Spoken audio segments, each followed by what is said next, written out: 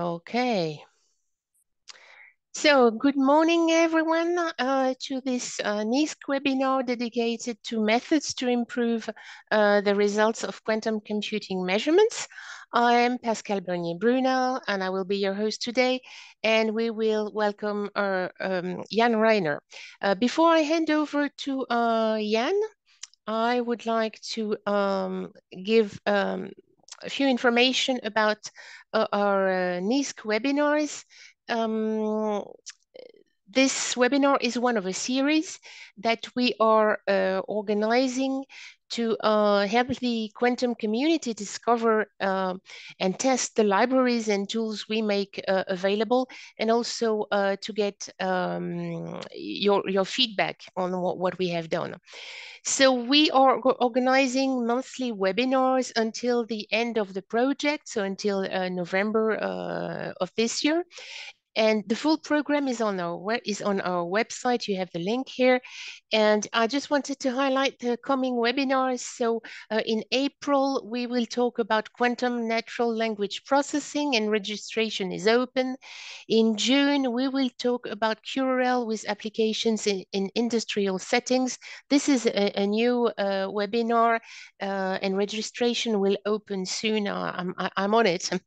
Then in July, we will talk about quantum computing for optimization problems. Registration is open for this one. And then we'll have a break for the summer. And in September, we will talk about hard optimization problems for smart charging of electric vehicles. And in October, it will be quantum rule-based systems for breast cancer detection.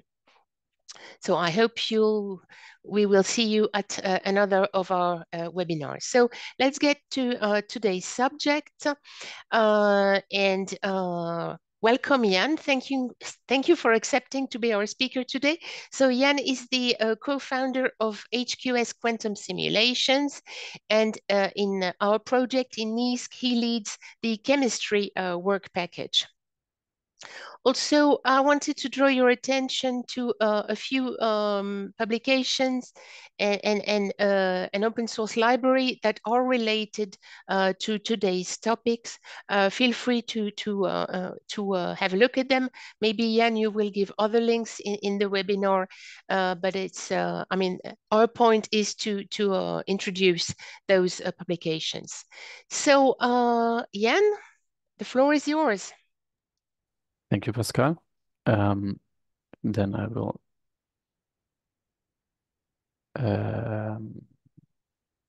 share my screen here in a second.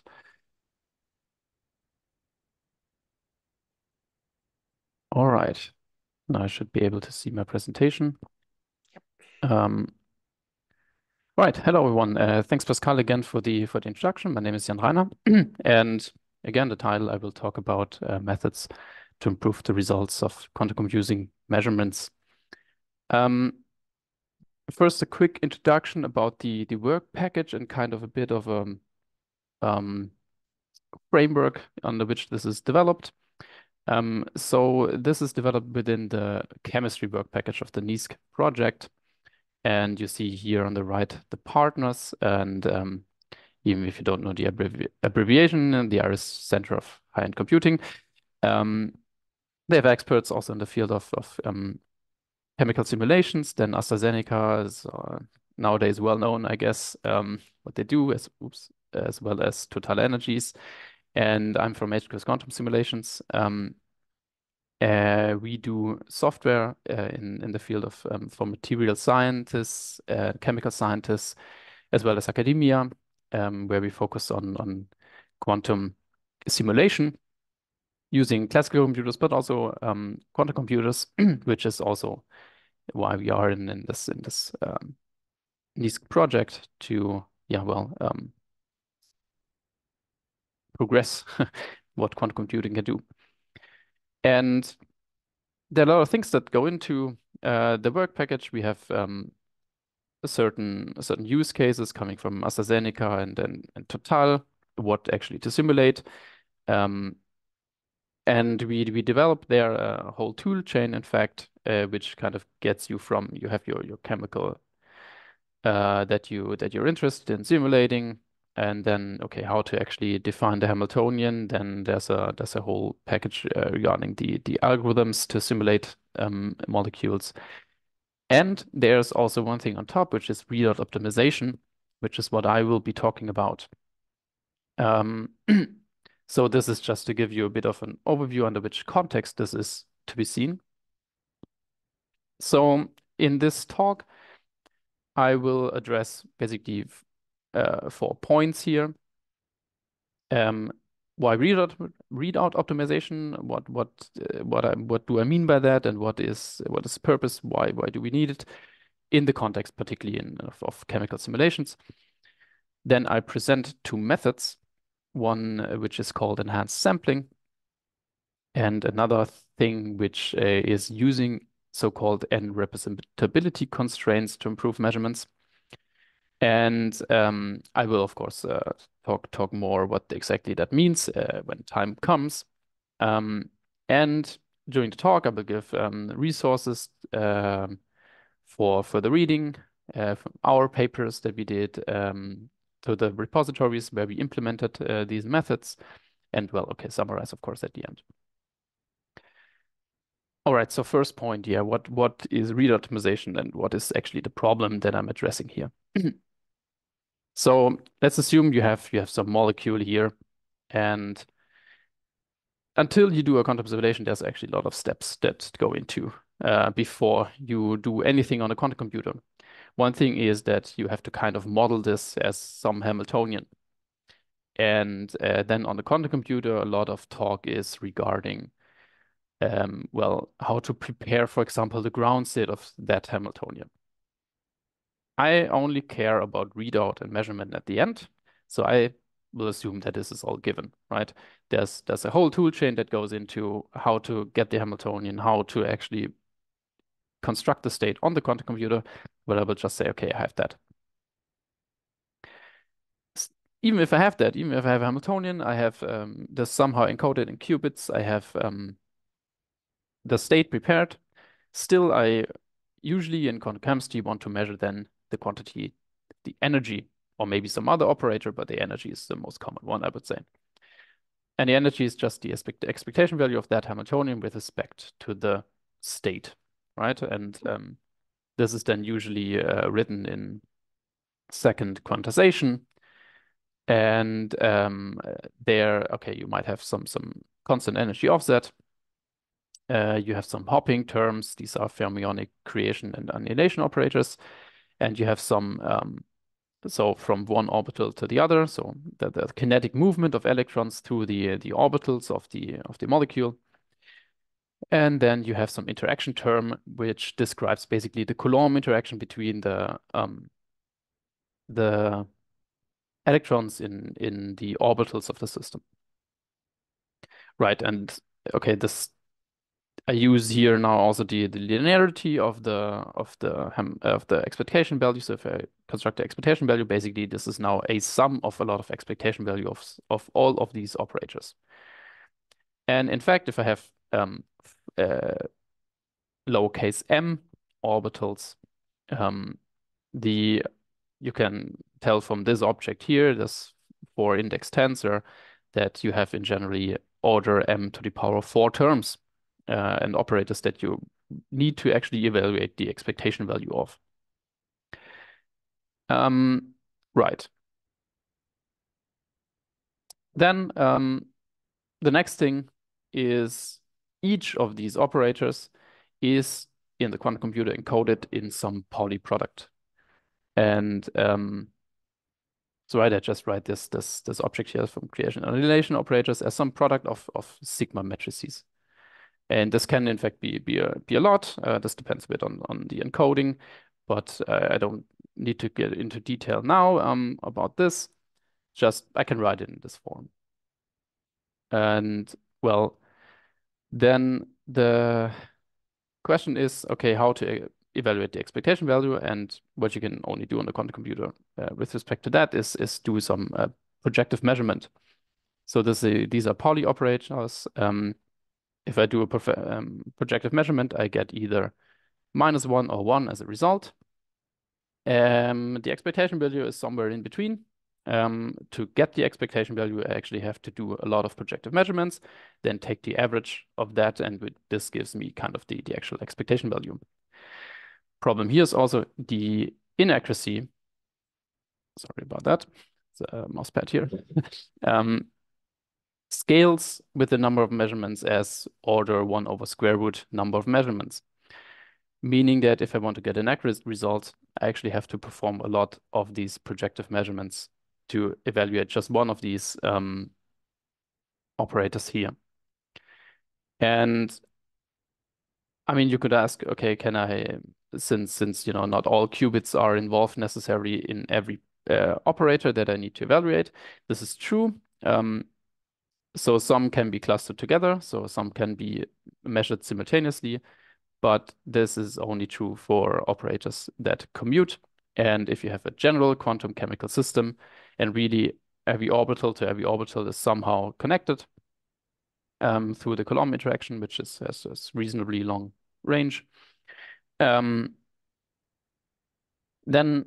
well, I cannot measure everything simultaneously. So what I end up with as a total number of runs or shots, right, there where I kind of prepare the state and then measure operators in a projective fashion. I have basically the shots per expectation value times the number of non-commuting expectation values, right? And it turns out that this number gets large very quickly and introduces also a very considerable resource constraint. For example, I can just assume I have, let's say, 1 million shots, which is not that much, because if I have this 1 over square root n scaling, right, of the accuracy, or the error, the inaccuracy rather,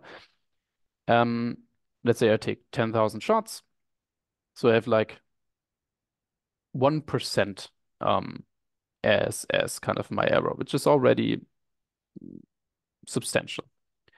And then I only have 100, right? 100 times 10,000 is 1 million. So 100 different expectation values that I can measure, that I can, not in parallel, basically. And this is a rather small system, in fact. If I look at then current devices, for example, in the ion trap community, 1 second per shot is not that uncommon, because let's say ion traps take a while to reset, to get new ions into the device after you did some projective measurement. And already the small scale example would be here almost 12 days, so like 2 weeks to run that, which is a lot. Because if you think about this a bit more carefully, there are a lot of knobs you can now tweak, right? There are faster ion traps for sure. There are also, I mean, people also really know about this issue and they try to tackle it, right? They try to improve the devices. Superconducting devices are faster, usually with respect to time per shot. A lot, in fact, usually. But on the other hand, this 1 million shots is very low. So I can have a lot more, particularly if you consider something like variational algorithms where you don't evaluate the energy just once, but in order to optimize some parameters, you have to evaluate it again and again and again while manipulating or variationally adjusting the parameters. And then you can have another factor of 1,000 only by that. And if you consider larger molecules and more accuracy, you easily get into tens and hundreds of millions of shots that you need to do. And well, as I said, this is a massive constraint. So actually, regardless of what type of quantum computer you have here now, even if it's well perfectly coherent or let's say very, very coherent, and you're happy about that, and you can prepare your quantum chemical state and so on, and run lots of gates and want to beat a classical computer, then you still need to take care about this problem where you somehow need to make enough measurements or get enough information per measurement that well, you get an accurate result. So this is basically the problem I want to address here. And the first method that I'm going to talk about is called enhanced sampling. Right. So basic idea. I want to try to get as much information per shot as I can. More than the just frequentist sampling I basically introduced now in this part right now, where okay, I do projective measurements and just average over them, right? Or everything I have. And here the idea is that I use the information already acquired via some Bayesian interference. So if you know Bayesian statistics. And this is based here on a fairly recent paper where this method was presented. And what we did is we performed further analysis of this method regarding what actually are the limits with respect to, okay, if I have a device with a certain amount of noise, how does this method perform and so on. And also implemented this in software because at the end of the project, we want to have a certain software stack that gives you a lot of options regarding putting together certain algorithms and also these measurement optimization methods. Right. So how does the method work? I should explain first maybe this picture here in the upper right and the upper left. So this is kind of the problem that I introduced at the beginning. I start in some vacuum state in a quantum computer. I do some state preparation, which is here called A, which is just an operation on all the qubits, which prepares the state. And then I do this projective measurement. Right. And let's say this is the projective measurement of some Pauli operator, and the result of that is this capital pi here. And this can range from -1 to 1. The actual expectation value can range from -1 to 1. And if I just use the standard sampling, basically the probability to get a certain result is just linear. So let's say the result that my qubit is in the ground state is 1 if really the expectation value of like a sigma z, for example, is 1, and it is 0 if this sigma z is always -1, and just linear interpolated in between if I just take the average. Now, what this method here is trying to achieve is manipulate this probability distribution. Right, and let's assume I'm here somehow close to 1, +1. Then if I kind of vary the actual expectation value, this probability does not change much, right? Whereas if I would do this in this curve, the probability to get a certain result changes drastically with the value of the actual expectation value. And this now can be used, right? Because if this changes drastically, then if I can evaluate the probability to a certain window, then I know a lot more about the actual value of the expectation value. And how do they do this? They suggest extending the circuit, right? So they start in a vacuum. They do essentially the same preparation here.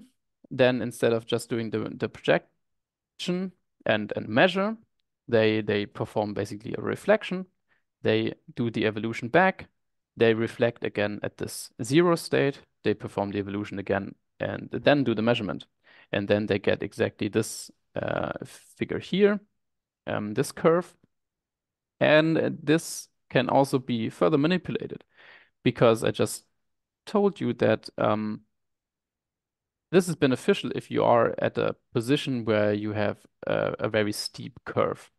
Whereas here you get next to none information, like the probability is the same to get a certain result or almost the same for a wide range of actual expectation value.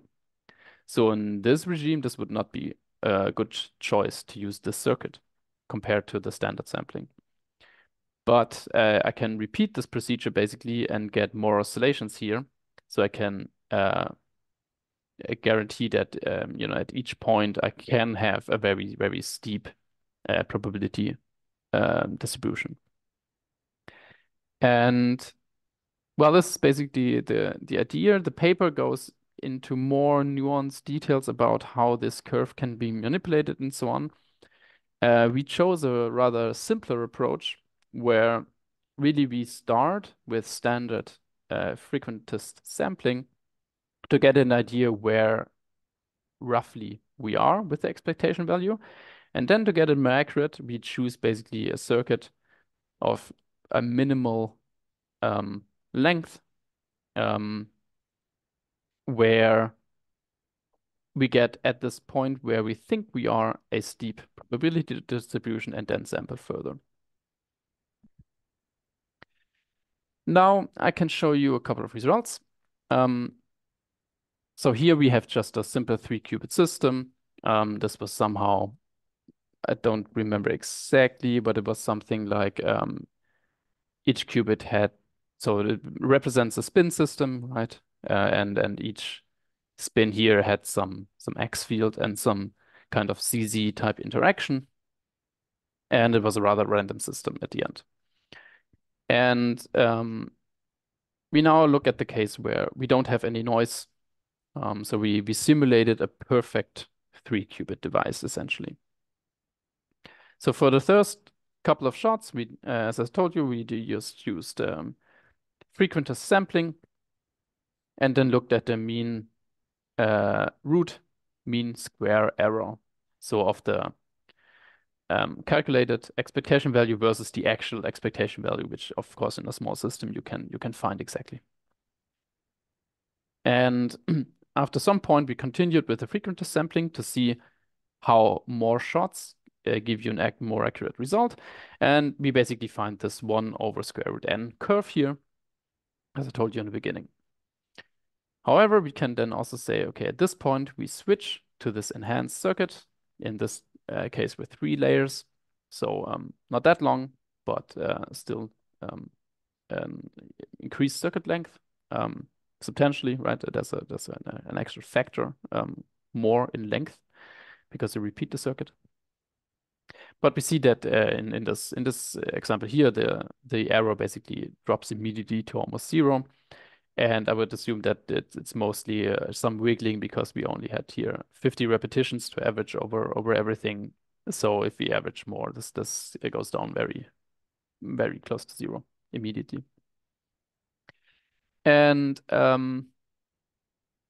yeah, well, this is quite a good result, in fact, right? Because if I want to have an error of this order, I can see that, okay, maybe we could have even started this enhanced sampling with less pre-sampling already. So I get way, way, way less shots, like orders of magnitude less shots to reach an error threshold than with the standard frequentist sampling with the 1 over square root n scaling. So this is cool. But then, of course, we were interested in the NEASQC project. We are kind of also interested in applications for NISQ, so near intermediate scale quantum computers. So we are interested in how does this perform if you include noise, because then you have the drawback that you have a longer circuit. So more noise will accumulate if you do these enhanced circuits. And if we assume here still this 3-qubit example, couple of tens of gates for the enhanced circuit, and we think about low noise, right? So 0.1% 2-qubit error rate, which gives you, roughly 1,000 gates until an error happens. So if you have only a couple of tens, maybe 100 gates, right, you're still reasonably below that you expect a 2-qubit error to happen. Then same thing holds. Method works very very nicely. This, however, is still a rather low 2-qubit error. So let's say I put this an order of magnitude higher, 1% 2-qubit error rate, so 99% fidelity, which is decent device nowadays. We already see that in this very small scale example, the enhanced sampling actually gives you a worse result because of the fact that now if you have a 1% error rate and you have a couple of tens to 100 gates, then you just make too many errors in the actual circuit to give you a better result at the end. So this was kind of our conclusion from this endeavor here, that enhanced sampling is certainly an interesting method. It can significantly reduce the number of measurement shots, but it's kind of questionable how NEASQ suitable it really is at the end, because you really have to compare the circuit depth that you get if you increase the circuit length, and see that this is well within the limits of the coherence time. And really this factor of, let's say, 3 or 5, you really need to be careful if this makes sense for your calculation.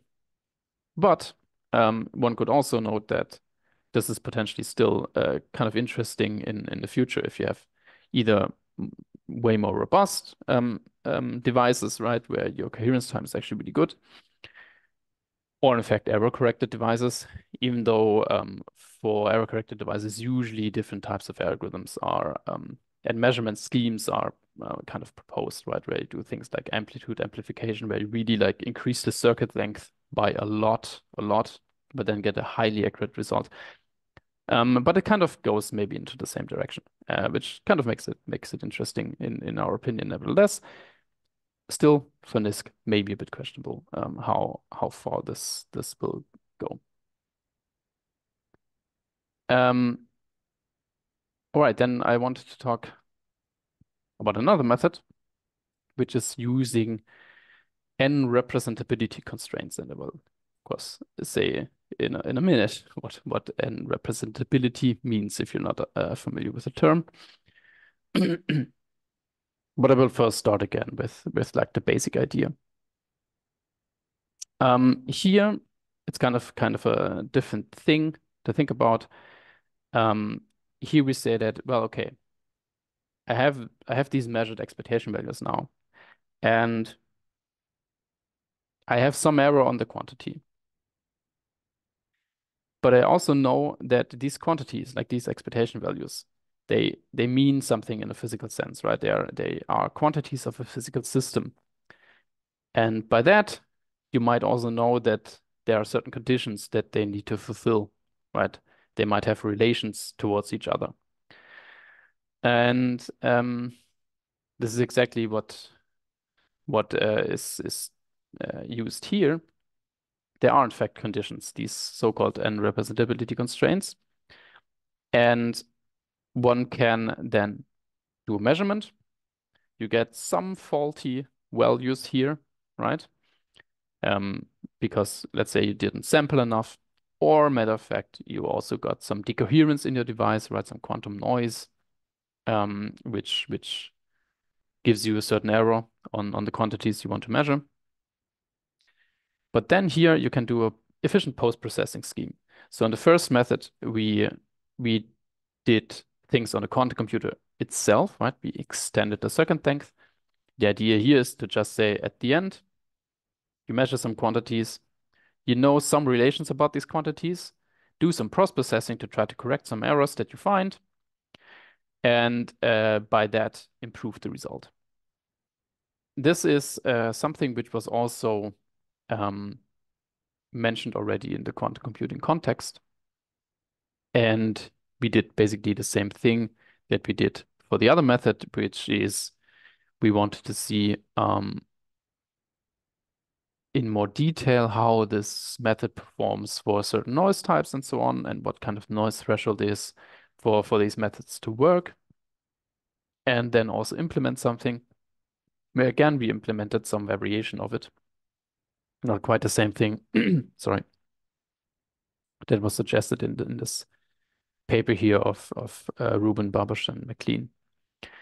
And you can again find this implementation online on the NEASQC GitHub, where it's currently a bit stashed into not the main branch, but this will hopefully soon change. This is kind of the implementation. This is kind of still in a bit of beta phase, but it also has a certain amount of documentation, so feel free to take a look. But towards the end of the project, we will clean up this repository a bit.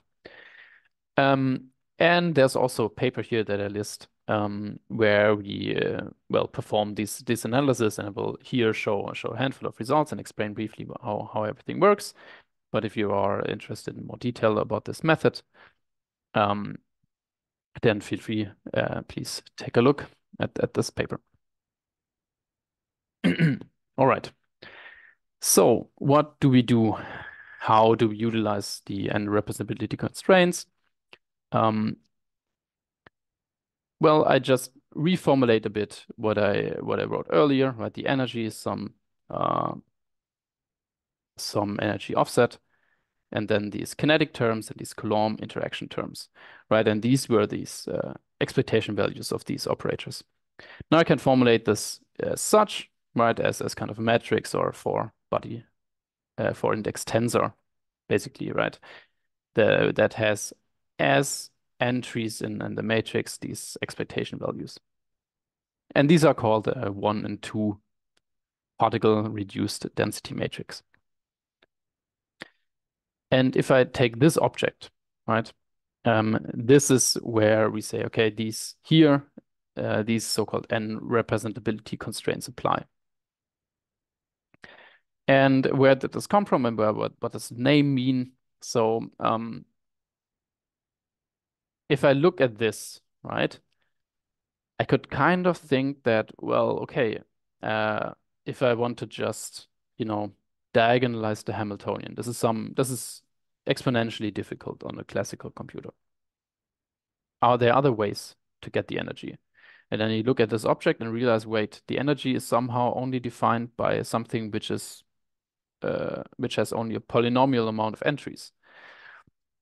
So why don't we just, in a variational approach, let's say, vary these objects to get the minimal energy?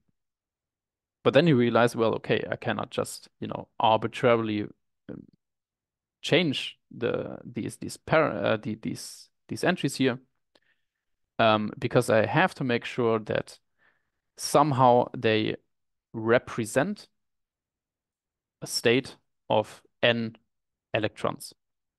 Hence the name N representability. And these constraints are in fact difficult to find, and I'll say something in a second. But this is where this comes from. This is already in quantum chemistry on classical computers, right? Before I say something about these constraints in itself, I also want to point out that these constraints also hold for different objects, which are the whole and as 1 and 2 whole reduced density matrix, and also the particle whole reduced density matrix, which I put here. So basically where the daggers are moved in these expectation values. And one can find also for these constraints and also correct these objects instead of these. And one can then, it's like, let's say, instead of looking at the energy here, correcting these values, first transform these from the particle into the whole sector, perform the correction here, and then transform back, and then evaluate the energy to kind of see if a different sector and then kind of the projection to an RDM which is closest that fills the constraints somehow makes a difference regarding which type of error you consider. Would it make sense to do the projection in a particle sector or the whole sector, for example, if you include damping noise and so on? This were kind of questions that we were interested in. saying something about the constraints themselves. So not very surprisingly, the amount of constraints is in fact exponential, because otherwise the problem would somehow be simple. If I only have like a polynomial amount of constraints I need to take care of, then this variational approach would be efficient. But of course it isn't. And this was also shown. And one can also construct basically for each system every of these n representability constraints. However, this is not necessarily needed to look at all of them. The idea is to just focus on a few that just generally hold. And I list here 4, which is, for example, hermeticity, antisymmetry, positive semi-definiteness, and trace integrity. And I can go back to kind of explain a bit what this means. So if I, for example, look at this object and look at the like dij dagger, then I realize, yeah, well, okay, I can easily transform this into each other, and then they are Hermitian. And if I switch indices, I also see that, okay, then I anti-commute basically 2 fermionic operators, so I get a minus sign. So they are anti-symmetric. Not immediately, but you can also show this, is that these matrices are semi-positive definite. And what I meant by trace integrity is if I look at a trace, for example, from this object, so just the sum over dii, this is the sum over ci dagger ci. So this is basically the occupation of the orbital number I. So this would be the particle number. And the same if I do the trace here, this is actually particle number times particle number minus 1. So these are constraints that are easy to check and easy to also repair. So if I measure my 1 RDM, 2 RDM, and I can already guarantee hermeticity and antisymmetry by just, measuring some of the elements and then constructing the other ones through these conditions. Positive semi-definiteness, and also that the trace is correct. I need to correct otherwise by really just taking the matrix at the end and then projecting it to the nearest within some norm nearest matrix that fulfills both of these conditions. Okay, and as I mentioned already, how does projecting these different RDMs help for different types of errors, right? This was kind of the question that we wanted to analyze. And there we looked at damping, dephasing, depolarization as typical noise sources in quantum computers.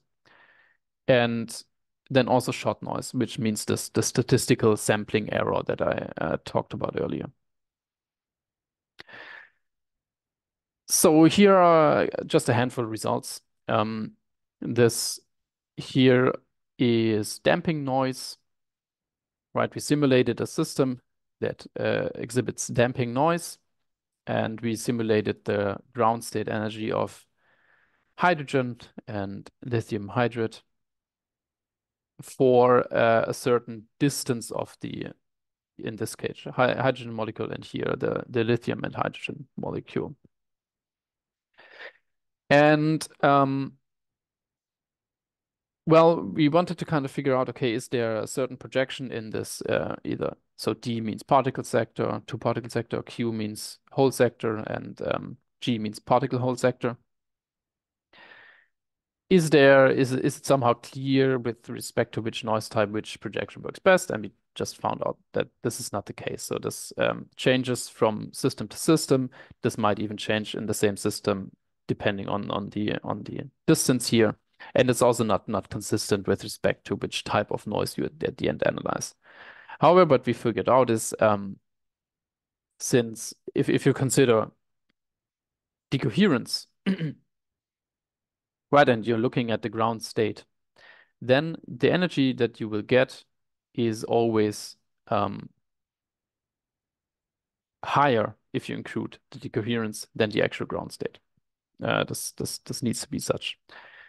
And we figured out that if you just use the energetically best projection, gives you also the energetically best result, because you can never undershoot the de facto ground state energy.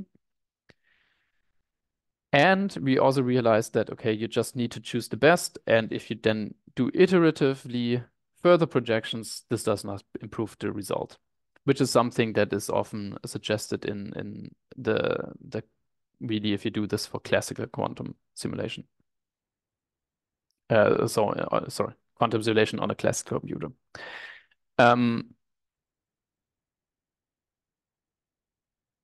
Right. So to maybe, sorry, explain the plot a bit here. This QC curve means that we simulated a quantum computer that exhibits damping noise. And here we labeled these different projections and also the best projection. And looked at basically the error of the energy of our quantum computing calculation, just the raw simulated quantum computer, energy difference to the exact ground state, if you would simulate this without noise. And then if you perform the projections, you can see that the error actually drops significantly by like almost an order of magnitude. And also in different systems, this holds as well. So this is actually very promising. What is also a very nice aspect is that then we also included shot noise. And we do see similar results, like the error drops by orders of magnitude, the energy error. Here everything is a bit wiggly because of course there's some statistical fluctuation on it. And here, well, best is actually lower than any other projection, because for each shot a different projection might be the best. So averaging over all of them gives you actually lower result than any of the other curves. Here, what was also nice is that the same very simple method of not having to iterate anything, but really just performing all three projections and choose the energetically best is still valid if your system is decoherence limited. And what is also particularly nice, because we are talking also about not just improving the results in terms of accuracy, but also somehow overcoming this problem of having to do way too many measurements, is that the measurement variance also drops by orders of magnitude. You can see this here, right? This variance of the actual simulated quantum computing curve is much higher than if you perform any of the projections. One should point out that here that best, just resembles the energetically best result. So if you look at the variance, another curve can in fact lie lower. This also is true if you look at the state fidelity. So you get the closest energetic result to the ground state, but if you do this projection, you might not get the state which has the best fidelity towards the ground state. This is something that one should potentially keep in mind. All right. And with that, I'm already done with what I wanted to present.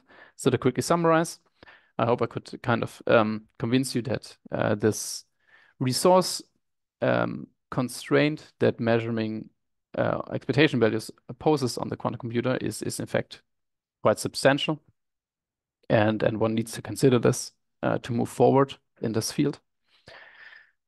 I showed you this enhanced sampling approach, which is, in our opinion, nevertheless very interesting.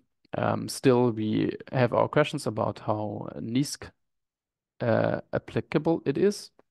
I also showed you this right now, this n-representability constraint approach, which is very nice because it's very efficient and easy post-processing, and seems to be quite promising, in fact. And might also be, one might even be able to extend this by including more and more of these representability conditions.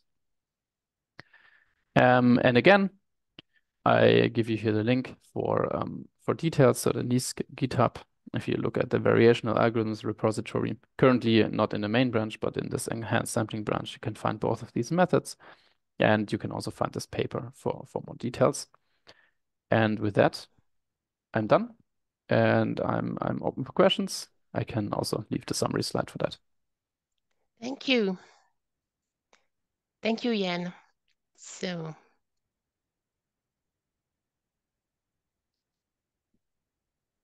I will share my own slides. So now it's time for your questions, dear audience. You can ask your question in the chat or raise your hand, up to you. The slides, yeah, I wanted to say the slides will be emailed to you after the webinar.